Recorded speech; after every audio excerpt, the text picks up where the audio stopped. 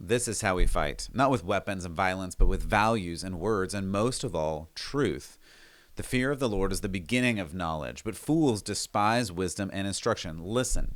Listen to your father's instruction. Do not forsake your mother's teaching. They are a garland to grace your head and a chain to adorn your neck. Proverbs 1, 7 through 9. The family is the most important building block of society, and the left knows this, and they are directly targeting your family and your children. The left is waging a war against the family and any normal, or dare I say it, biblical family values. We need to get in the fight. The good news is that mothers and fathers all across America are waking up to this, and they are fighting.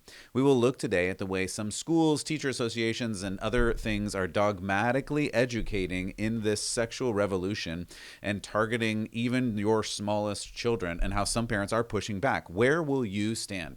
Welcome to Church Public. I'm Matt Odegaard.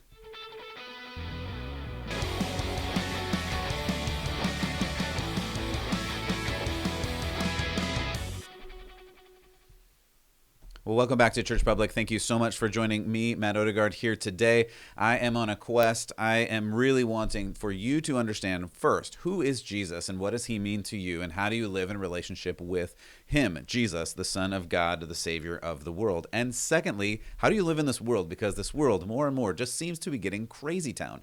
And what are we supposed to do about that? Are we supposed to just sit back and kind of lock our doors and hide in our houses and just think, well, eventually this will all just blow over and we'll go back to the freedom-loving Judeo-Christian America that we grew up in?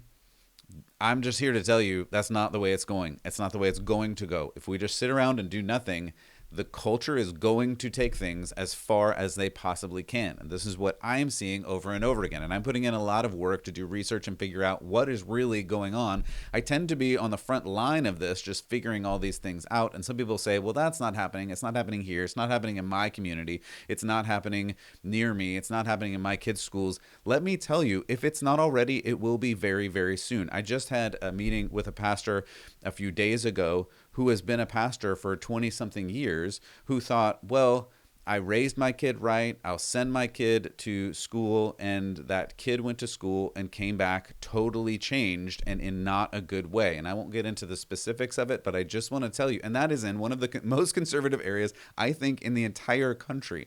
And I'm just telling you, like, this is happening. It's happening whether you want to believe it or not, whether you know it or not. These things are happening in the schools. And I'm not trying to be a doomsday portrayer. I'm not trying to scare you. I'm just trying to make you think and go, hey, what is happening, for you to pay attention and for you to get in the fight. This is what we need to do. We need to not sit silently by and let this culture take our kids wherever they want to take them. I'm going to show you some examples.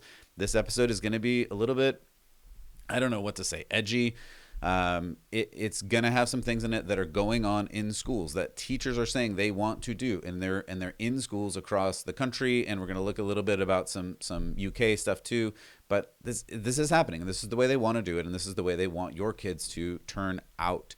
And you don't have to believe me. I'm going to show you some examples. You can draw your own conclusions. But I really want for you to understand what is going on in this culture so that you can be the parent. That's why I showed you that Proverbs selection earlier.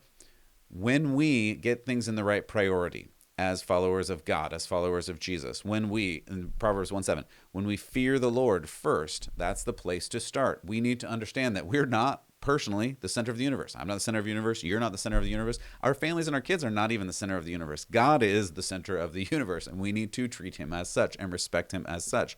And then secondly, when we understand who God is and that he is the center, and when we fear him, that's the beginning of our knowledge, the beginning of our wisdom, then this particular passage, and there are many others like it, that talk about father's instruction, mother's teaching. That's why I selected this verse, Proverbs 1:7 through 9, because it reminds us as parents, as fathers and mothers, that we're the ones who are supposed to be setting the course for our kids. We're the ones who are supposed to be teaching them. Now, it's okay if you need to send your kids to a school. I get that. But don't let the school dictate what the kids learn. And I'm not talking about math. I'm not talking about science. I'm talking about these gender ideologies, other critical theories that the schools want your kids to learn. You're the parent. You should have some say in this. And you can. Even in America, you can, based on school boards, based on how you vote, based on teachers that you select and elect. Like, you have a say in these types of things. And I just want to, I guess, empower you to jump in to this quote unquote fight and be part of it. I always love to start in the place of truth, and I think that's an important place. And Jesus in John 8 is talking about truth, and he's talking to some Jews, some Gentiles. He's talking to a bunch of people, but in this particular instance, he's talking to some Jews, and apparently some of the Jews do believe who he is and do believe him. And Jesus says, quote, "If you hold to my teaching, you're really my disciples. Then you will know the truth, and the truth will set you free." John 8:31 and 33 and surrounding. And here at Church Public, we are on a quest for truth. I want to show you this truth of Jesus. I want to show you how to live that in the real world. People are beginning to stand up for truth. And this week we're looking at specifically the family, your kids. And as someone once said, I believe the children are the future. Teach them well and let them lead the way. Okay, that's a little bit of a jokey song, but it is also true. Sometimes even this crazy culture gets things right once in a while. So we're going to look at a couple of things today. First, I want to look at a USA Today article that was talking about actually a Gallup poll. And this is really important. The Gallup poll just came out, and to me, it was rather shocking. It might be to you as well. It says that according to a Gallup poll that just came out, I think last week, 7.1% of U.S. adults now identify as LGBTQ+. This is double what it was about 10 years ago when they first measured this quote-unquote identity. And double is a big thing. I know 7% might not sound like a lot, but doubling of this identification is really big. And even last year, it was only 5.6%. So this is going up really fast. And that's all age groups. Even the editor, Jeff Jones, the Gallup senior editor, said, quote, "This upswing is significant." He said, quote, "It speaks to society changing in terms of acceptance of people with different sexual orientations and gender identities and people's willingness to identify that way." The article went on to say, one of the most striking takeaways is the wave of younger generations embracing their identity. Now, this is the number that really hit me. And it is that the younger generation, the millennials, and again, there's some age ranges there in millennials, and then Gen Z. Gen Z is the really big one here. This says about 21% of Gen Z, that's about 97 to 2003 or thereabouts, identify as LGBTQ+ in this year's Gallup poll. That's a really big number, 20%. And so, like, one of the questions I come up with is why? Why is that number so high? 20%, a fifth of all young people identify as LGBTQ+. And this is, again, go back 20, 30, 50 years.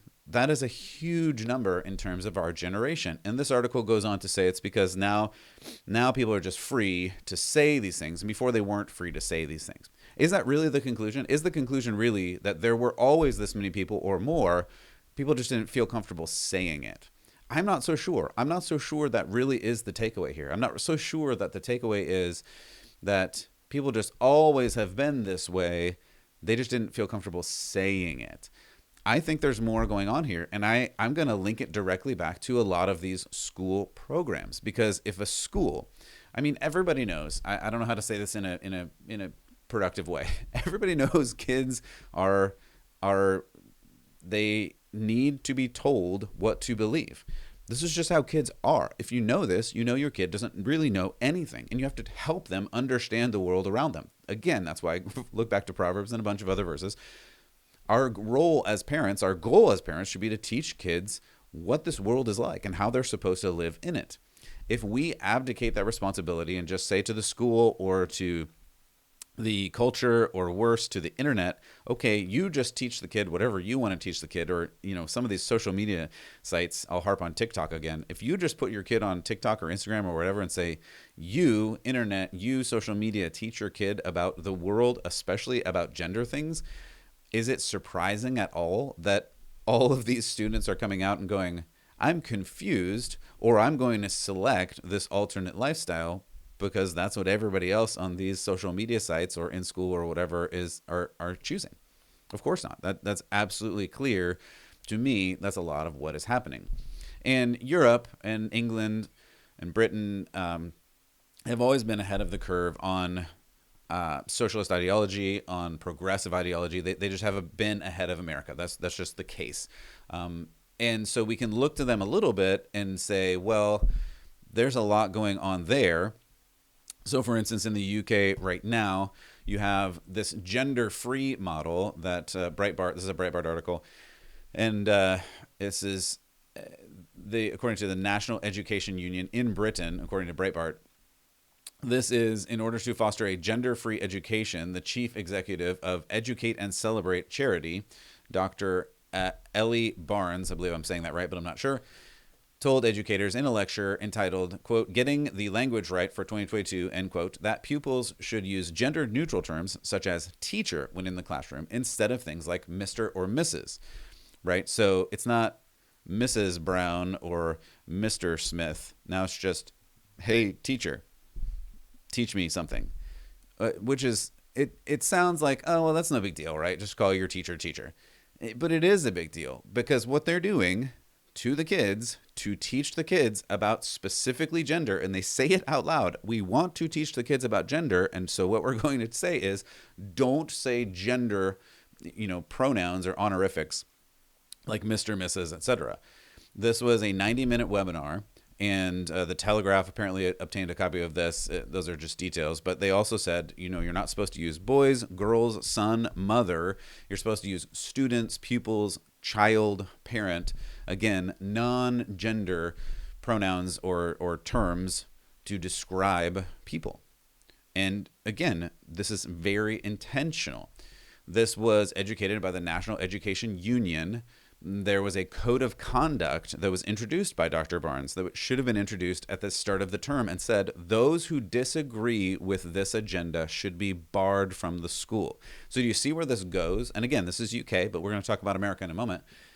In the UK, they're saying you have to remove any gendered descriptors from these children's language early on before they realize what's going on. Again, the reason I'm pointing out and harping so much on children here is if you are, say 30, say 35, and someone came to you and you've always been saying Mr. Brown, Mrs. Smith, whatever, you can no longer say those words, and you're 30, you would go, that's kind of ridiculous. Like, I've always done this, and it makes sense because I can clearly see that's a Mr. Brown, that's a Mrs. Smith. But a kid's going to go, well, I don't know any different, and you're the teacher, so you obviously know what I'm supposed to do, and you have teacher in your title, so I'm just going to listen to what you tell me to do. They're getting kids on purpose to do this. I'm pointing this out. I'm probably hitting this harder than I need to, but I just want to be as super clear as I can because it's important to understand this is intentional. And so then we move to America, and this is where this is even in the private schools because, sometimes you say, well, public schools are a little bit crazy and we just want to watch out for public schools. So we'll just do private schools. I'm just telling you, all of you, just be careful. Just pay attention what is going on in your schools because according to a private schools, this is one of the biggest institutions of private schools, the National Association of Independent Schools, thousands of schools in this association. Breitbart also obtained some footage from this, and they're pushing this. Let's see, do I have this here? Here's just a clip of the article. This nationwide push for, quote, queer inclusive curriculum trans ideology beginning as early as pre-K. So again, this is what they want. All of them want, not all of them, that's an overstatement. I apologize. Many people, especially on the left, the progressives, want to teach this to your children because they know that they will, if they can get your children early, then your children will go along with this. Again, you tell 20-year-olds, 30-year-olds, 40-year-olds, they're going to go, this sounds a little bit weird. But you teach kids, they're like, well, I guess you're in charge, so you know what's best, right? According to this article, private schools across the country are training teachers to expose kids as young as 4 4 to sexually explicit content in secrecy and without parents' knowledge, directed by the NAIS, the National Association of Independent Schools, as part of this, quote, queer inclusive curriculum, end quote. This is all the way back to 2020 now, but we know that schools, many schools, private and public, have been shut down for almost 2 years, and some are back and some are actually not. But in this training at their conference in 2020, there was a discussion about how to talk to kids about gender and sexuality and identity, including how to talk to kids in pre-K about their bodies and other body parts that I was going to say boys and girls have, but according to this study, you can't say boys and girls. But again, they also say boys and girls. So it is completely inconsistent. So they talk about what it's like to be a boy and what it's like to be a girl. And does your brain, does your mind connect with your body in these types of things? They said, quote, starting in pre-K, we talk about their bodies, the parts they were born with, about the body parts and whether they were made, whether they make somebody a boy or a girl. Again, whether the body parts make somebody a boy or a girl. Continue the quote. But also their feelings. What do they feel like inside? Do they feel like a boy or a girl? What does their head say? Does their heart and head and body match up? The lecturer explains. So this is what they're doing. They're using, I'm going to show you this chart. And if you're not watching, this is called the Every Body Chart. And it has things like gender expression, gender identity, sexual orientation, and sex delineated out because those are different things, right? Your body is not one body. It's all of these different parts, according to this ideology. And you can change different parts of your ideology based on how you, quote unquote, according to this, feel. So does this match reality? I guess that question remains to be solved. I would say no. I think reality is reality. And the more that you push against reality, the more you're going to have trouble figuring out like actual identity. And this claims to be all about identity. But don't listen to me. Here is the leader of that forum talking about it.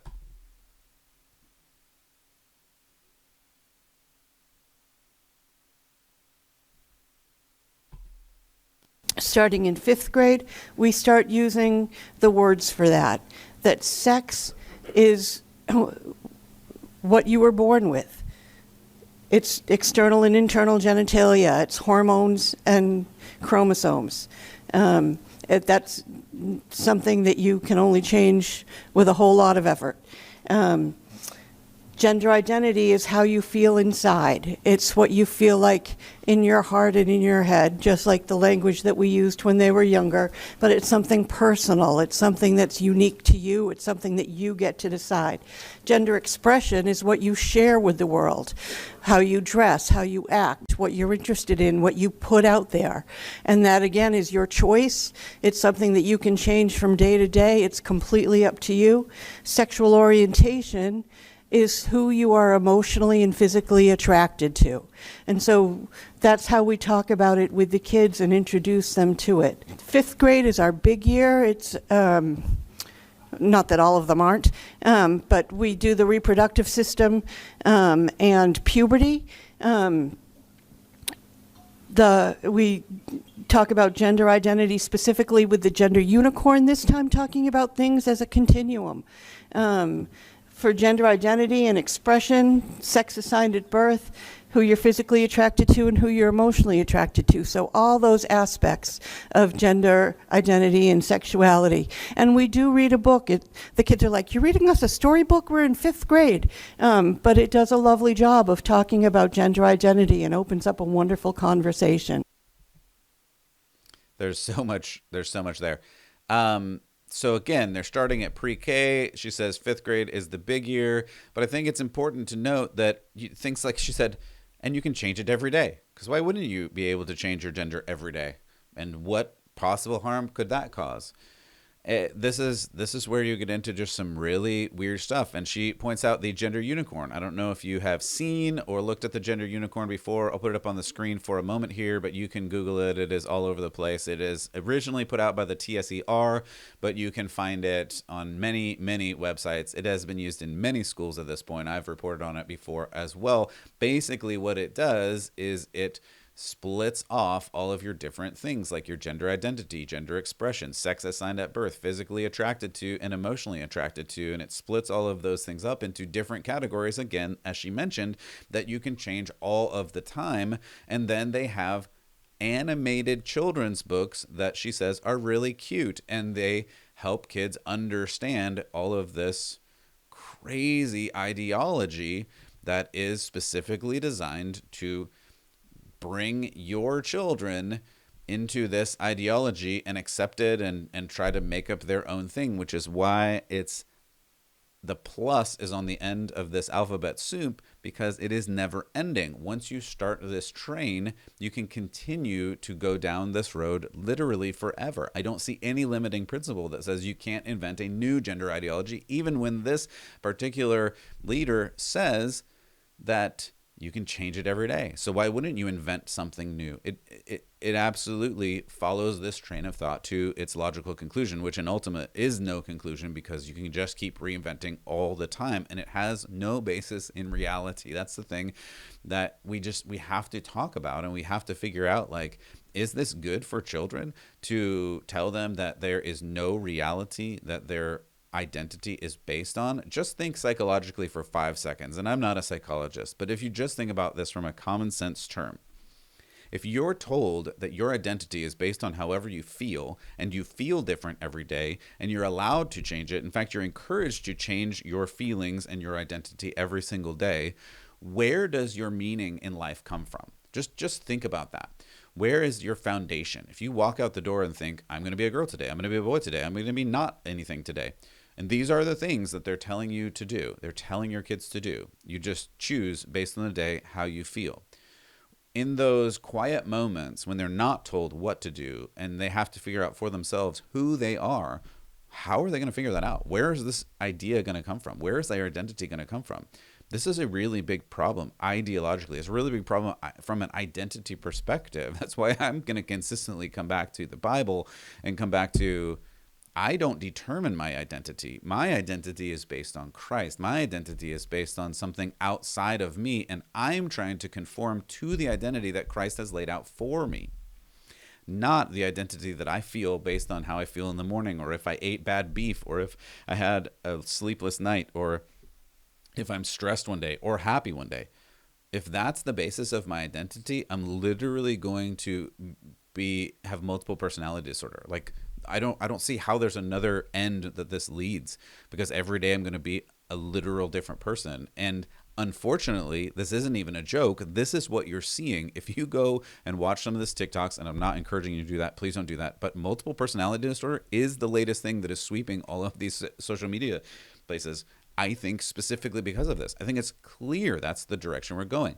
That was some of the stuff that she talked about in grade 5, but I want to go even earlier in some of the things that she's talking about, because they talk about even going down to pre-K and talking about some other things. They had a teacher, and I'm not going to play the clip because it is just too bad. This is teachers talking about teaching, but it's too bad, and I can't play it on the show. I just don't feel comfortable playing on the show. But it talks about a teacher saying how she drew the wrong book that was in the library, but it was the wrong one. And they looked at this teacher looked at it, and it talked to pre-K children about body parts, what they're supposed to use them for, and how you use these certain body parts. Pre-K, again, pre-K.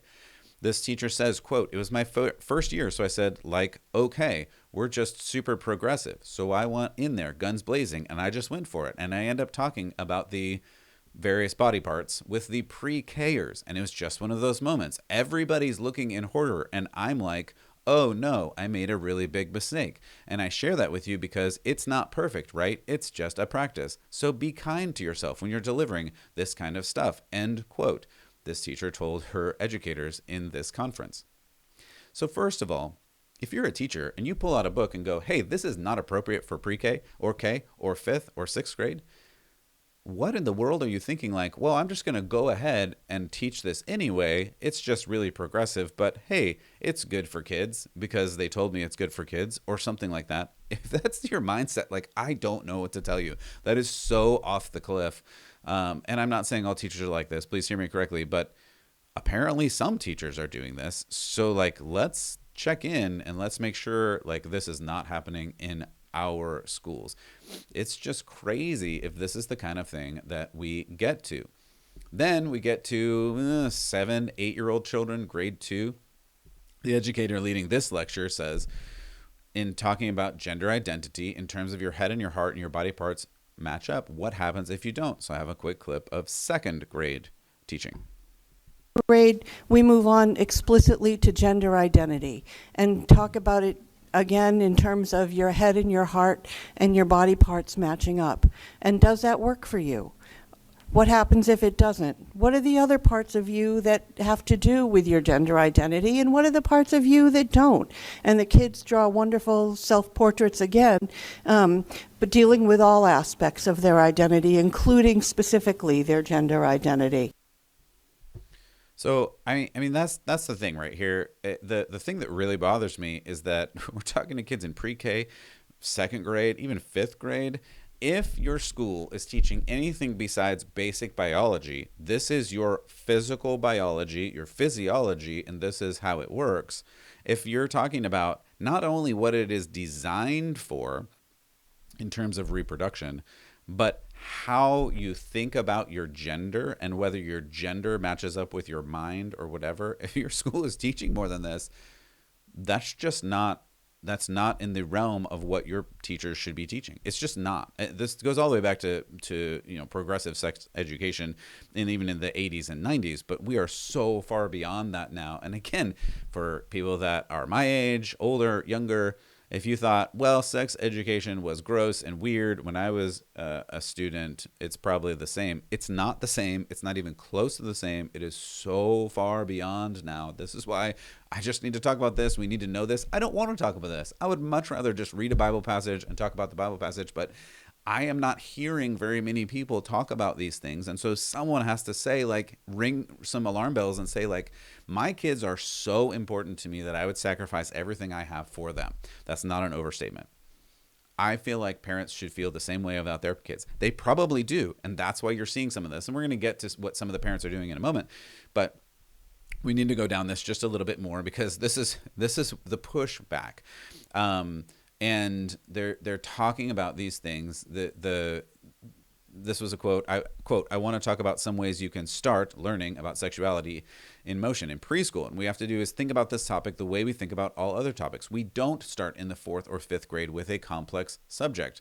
This was one of the videos. This is getting ready to get ready.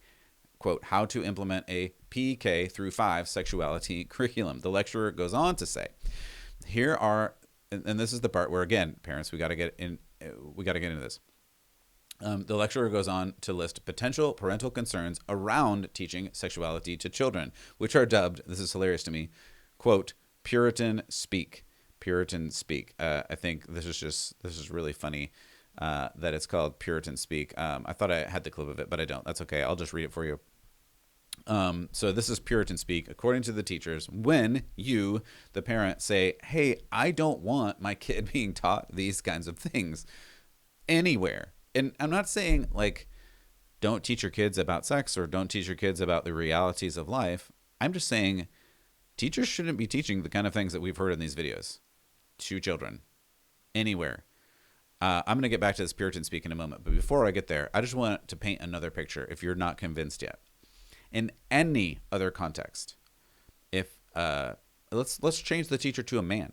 If any man came up to your child, for instance, on a playground and said some of the words that we heard in these videos, they would go to jail for a long time because that's really bad for children. But for some reason, when it's, oh, the teachers think this is okay and teachers should teach this, we're like, oh, yeah, they probably know better. Let's let them do that. That's the disconnect that I'm trying to paint the picture of here. We need to not accept that as parents. We need to say, no, this is not okay for my kid or really any kid, and I'm not going to allow this. And I know that sounds like strong language, but again, you are the parent. The teachers are not the parent, even though there's teachers. I was watching a couple videos the other day. I didn't clip them, but where teachers are saying the parents are not in charge, I'm in charge, or the school board is in charge or whatever, but the parents are not in charge. I'm going to decide what we teach the kids. No, I'm sorry, you're not. The teachers do not get to decide. The parents get to decide. They get to elect different school board members. They get to fire or recall different school board members, which we're going to get to in San Francisco, of all places, in just a moment. So hold on for that. But this Puritan speak is the pushback, right? The Puritan speak is for teachers when they hear phrases like, that's my job, they're just not ready, that's too much too soon, they're too young to know that. This is objections that a parent would give, and this is, quote, labeled Puritan speak. What if my child is ready? What if they tell other children, don't you have to wait until they ask, again, about this gender stuff? You're just trying to put ideas in their heads. These are the, quote, Puritan speak catchphrases that parents are objecting with, and they're teaching the teachers how to deal with the objections in this, quote unquote, Puritan speak. When parents say, hey, I don't want my kids taught this. So you need to know that they're even thinking about, like, apologetically, the objections. When you say, hey, I don't want my child taught this, no, we know what's best, we're good. That's the response you may or may not get. And this is where we just have to be strong and say, no, I am the parent, and I don't want my child taught this. So there is some good news. I was pointing to this a little bit earlier, and I do want to get to it. And the weird and odd thing is, it's in San Francisco, of all places, which may be the most liberal city in all of America. I mean, it really may be. Last Tuesday, parents and residents in San Francisco voted overwhelmingly to recall 3 progressive members from the city's school board. This is a big story, and I haven't heard it in a lot of places, but it really is a big story because, again, San Francisco is probably the most liberal progressive city literally in America, if not even beyond America. And yet they're so progressive there in the schools. The parents stood up and said, I think this is too far, and recalled 3 members of the school board.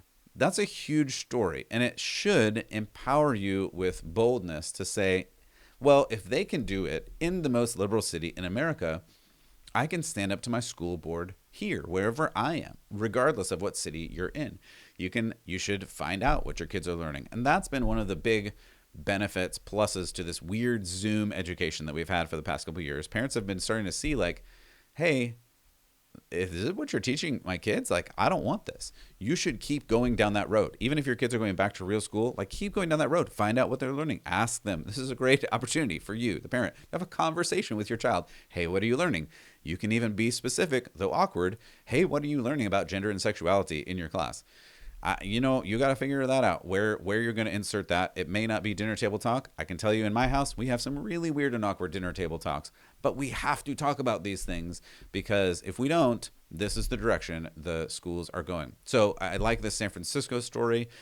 It's really a good and positive story, and it has other aspects as well. There's some anti-Asian hate stuff in it. There's some other things like that go back to CRT that we've talked about. And in a lot of these places, CRT, critical race theory, and gender theory are hand in hand. They're hand in hand in a lot of these school boards. And so you need to know that, and you need to figure out what is going on. The school board wanted to rename something like 44 different schools that had names they didn't like anymore. And again, this goes kind of more on the CRT side, but they wanted to get rid of, like, Lincoln. Can't have Lincoln on schools anymore. John Muir, Paul Revere, Balboa, who they say was a Spanish conquistador or conqueror, and so colonizer. I don't know exactly how you say the word. So, and here's the thing: around 70% of voters wanted to get every one of these 3 school board members off. That's a really big percentage. So if it can happen in the most progressive city in America, it can happen where you are, and that's important.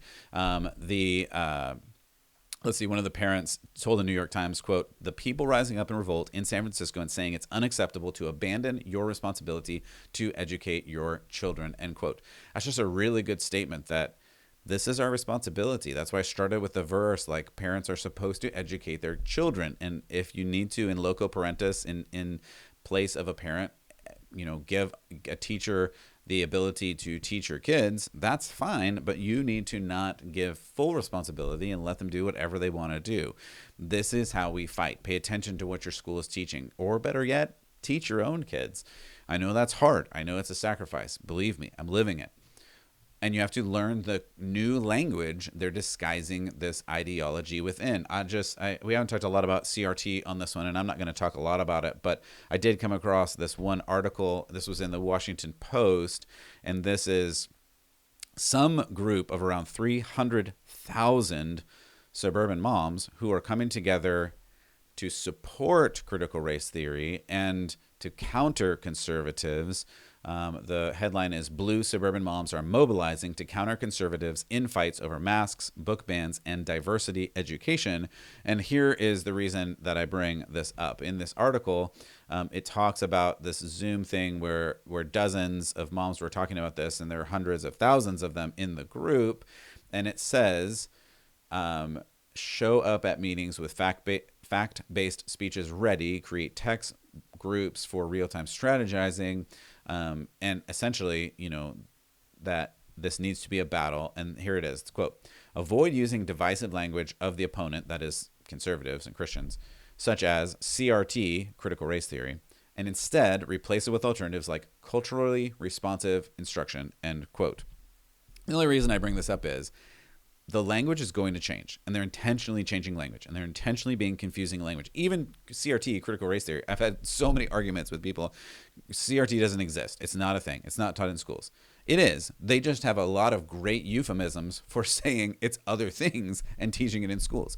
Gender theory, you're going to hear the same thing. Gender theory is not taught in schools. It is. They just have all these euphemisms for what it is, and preference. And, I can't even keep up with the euphemisms. But when they say this out loud and they say, well, just do culturally relevant education, when they say things like that and when they use the words, listen to them and listen to the words and pay attention because your family is so important. I started off with the fact that your family is, and families in general are the building blocks of all society, and they want to tear apart the family. If this many people are identifying as LGBTQ+, and as the generations go younger, that number is going up.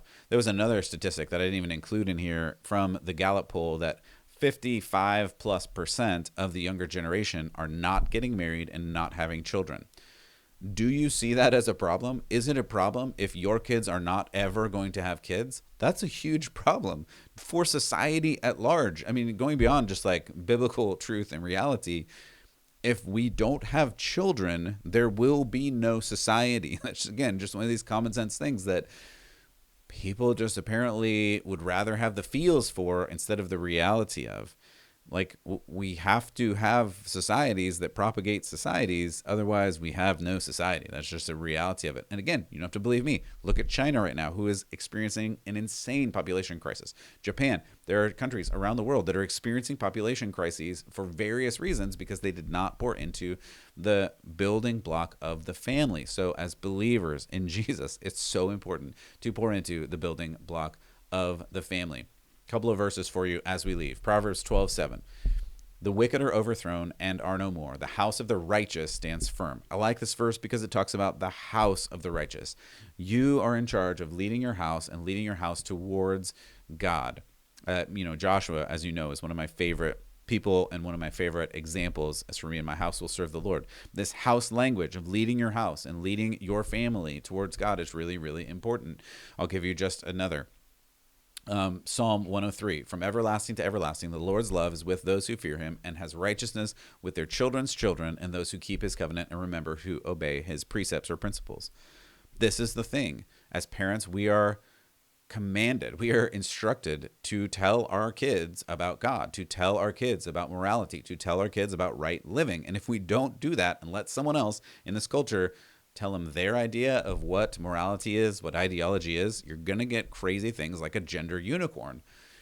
We need to do this, and we need to do it so that we inspire. This is not about control. It's not about being actually a Puritan and saying like we all have to wear black all the time with the hats and the buckly shoes and all this thing. Like, that's not what this is about. It's not about the rules. It's not about removing all freedom, removing all fun. It's about acknowledging that there is a truth and we have to live in the truth. And the more that we deny truth, the more the government is going to come in and say, you have to acknowledge this truth or we're going to put you in jail. That's not a hyperbole. That's what we've seen over and over again in history. And this government more and more is saying they want to do things like that. We talked about Bill C-4 in Canada. There was a similar bill in Indiana that just got struck down by the grace of God. So we need to lean into this because we are a family. And the family is really important, and we have to pour into how we lead our particular families. I don't say any of this to scare you. I don't say any of this to lead you to a place of despair or doubt or fear. I don't think we have to fear in this. I think we have to lean into who God is and how we live in God's family and emulate that here on earth by leading our own families. And guys, I'm talking to you too. Don't be absent. Don't be passive. It's really hard, but you need to lean in and lead your family. This is what God has called you to do. Read through Ephesians. Read through 1st and 2nd Timothy. It's important to do this. Moms, you have such a great role in the family. You are empowered to be an incredible instructor, an incredible part of the family to lead your kids towards God. Moms and dads, we need to do this. The time has passed where this culture is going to be Judeo-Christian. This culture is going to be generally nice and biblical. It's over. That part is over. And now we need to step in and say, oops, we waited too long. We waited. The culture just ran us over. It's time to get up. It's time to stand up. It's time to live in the truth. And this is the way we fight. Thanks for choosing Church Public. You can check out more at churchpublic.com. God bless. And as always, keep the faith.